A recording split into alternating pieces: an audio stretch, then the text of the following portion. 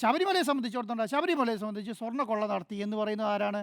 അത് പറയുന്നത് സ്വർണ്ണക്കൊള്ള നടത്തി അതിന് ഹൈക്കോടതി നേതൃത്വത്തിൽ ഒരു SIT അയച്ചു. SIT ക്ലാരിറ്റിയോടുകൂടി അന്വേഷിക്കുന്നുണ്ട്. അതിന് അന്വേഷണം തടയുന്ന രീതിയിൽ ആരെങ്കിലും അതിൽ പ്രവർത്തിക്കുന്നുണ്ടോ? ഒരാളും പ്രവർത്തിക്കുന്നില്ലോ. സർക്കാർ എന്തെങ്കിലും അതിനെക്കുറിച്ച് പറയുന്നുണ്ടോ? ഒന്നും പറയുന്നില്ല. അന്വേഷണ സംവിധാനങ്ങൾ അവിടെയുണ്ട്. അന്വേഷണം നടത്തുന്നുണ്ട്.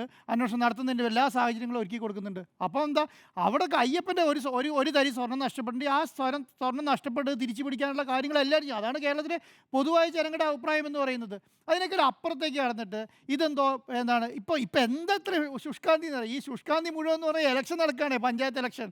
എന്തെങ്കിലും ഈ ശുഷ്കാന്തി നമ്മൾ 2019 കണ്ടേ, ഘോഷയാത്ര, എന്തൊക്കെ ബഹളായിരുന്നു. അത് കഴിഞ്ഞ് റിസൾട്ട് വന്നപ്പോഴാണ് കണ്ടത് 8 നിലയിൽ പൊട്ടി വീട്ടിൽ പോയിരുന്നു. ഈ ആരോപണങ്ങളൊക്കെ ഉന്നയിച്ച ആൾക്കാരൊക്കെ വീട്ടിലിരുന്നു. രാഷ്ട്രീയ ആരോപണത്തെ കുറിച്ചല്ലോ അതല്ല ഞാൻ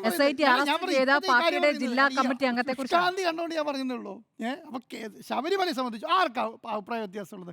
ശബരിമലയിൽ നിന്ന് നഷ്ടപ്പെട്ടു പോയ സ്വർണം തിരിച്ചു പിടിക്കണമെന്ന് ആർക്കും അഭിപ്രായ വ്യത്യാസമുണ്ടോ? ആർക്കും. പിന്നെ ഏതെങ്കിലും ഒരു പാർട്ടി നേതാവ് വന്നിട്ട് മുന്നിൽ നിന്ന് പറയുന്നുണ്ടോ, അയ്യോ പത്മകുമാർ ഒരു തെറ്റും ചെയ്തിട്ടില്ല, അത് പാവ മനുഷ്യരാണ്, അദ്ദേഹം സ്വർണ്ണം കട്ടിട്ടില്ല, അല്ലെങ്കിൽ വാസു സ്വർണ്ണം കട്ടിട്ടില്ല, അങ്ങനെയൊന്നും പറഞ്ഞിട്ടില്ല. പറഞ്ഞത് എന്താണ്? പറഞ്ഞതെന്ന് പറയുന്നത് കോടതിയുടെ നേതൃത്വത്തിൽ ഒരു SIT ഫോം ചെയ്ത് SI അന്വേഷിക്കുന്നുണ്ട്. സത്യസന്ധമായ രീതിയിലാണ് അന്വേഷണം പോകുന്നത്. അന്വേഷണം മുന്നോട്ട് പോകട്ടെ, കുറ്റക്കാരനായി തെളിയിക്കട്ടെ എന്നല്ല പറയുന്നത്.